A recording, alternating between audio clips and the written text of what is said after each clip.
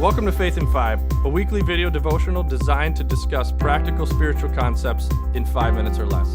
I'm your host, Mark Vandella. Show me where in the Bible it says that we should not own slaves. Or maybe you should go back to your own country. Or maybe that's gross. That's not how we were created. Don't you know that? God says that's wrong. These are all conversations and experiences I have had in the last 2 months. In our current culture, our current political world, there's a lot of people out there saying really bold things. Oftentimes, they're even saying them in the name of God. That makes me mad. I actually had a guy on Facebook try to convince me that God was somehow pro-slavery because it doesn't say specifically in the Bible that you shouldn't. It doesn't say thou shalt not own slaves.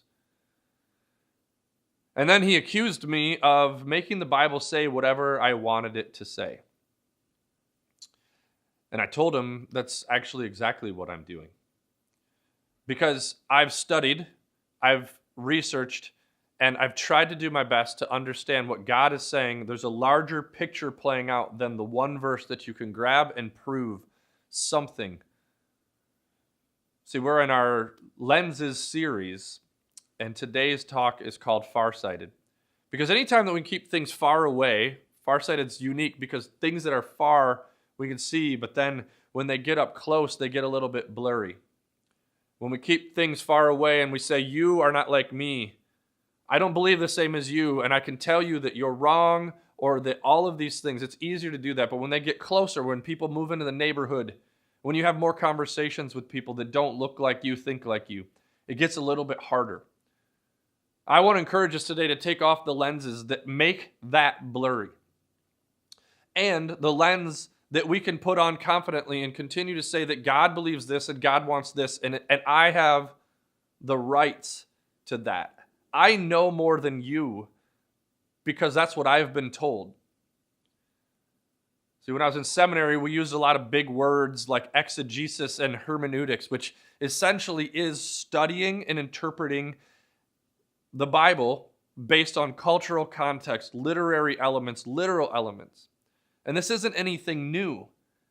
I'm not doing something that this person accused me of that isn't the same as what Jesus did. See, and when Jesus was born and was growing up in a Jewish culture, it was normal for Jews to choose a rabbi. And they would choose that rabbi based on that rabbi's teaching, their interpretation of the Torah.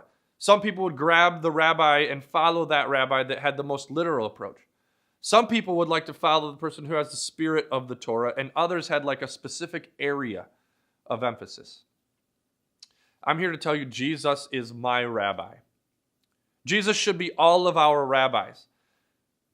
See, Jesus in Mark 12, 30 through 31, somebody asks him, a guy says, hey, what's most important? What's the greatest commandment? I want to know exactly what I want to do. He's trying to figure out, is Jesus a literal rabbi? Does he have that approach? And Jesus says, love your God with all your heart and with all your soul and with all your strength. And that was normal. That's pretty standard in a Jewish tradition. But then he says, the second thing is to love your neighbor as yourself. This is when it starts to become radical, and this is the reason that Jesus is my rabbi.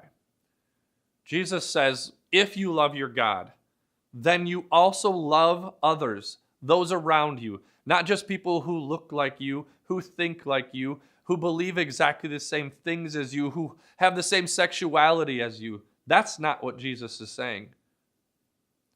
He's saying, love your neighbor.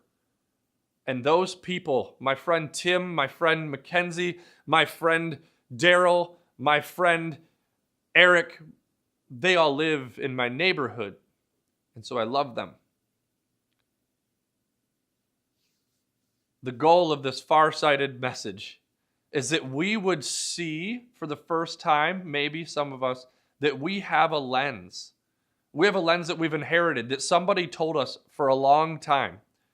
And it's our time. It's that we take off that lens, the inherited lens, and put on a different pair of lenses that allows us to study and see and learn from Jesus. That we see the large narrative, what God is doing, and stop using the Bible to prove our point. To understand that Jesus' message is to love God and love your neighbor. Donald Miller says in his book, Blue Like Jazz, he says, sooner or later, I just figured out that there are some guys who don't believe in God and they can prove that he doesn't exist. And then there are some guys that do believe in God and they can prove that he does exist. And then you realize that the conversation stopped being about God a long time ago. I believe that's the lens that many of us have when we talk about immigration, we talk about human sexuality, we talk about Christianity, we talk about racial inequality. We still do so with the lens we inherited. I want to encourage us, all of us, to take off that lens and put on the lens that helps us examine what Jesus is actually asking us to do and how we interact in this world. Put on a lens that allows you to study, focus, and follow Jesus' teachings.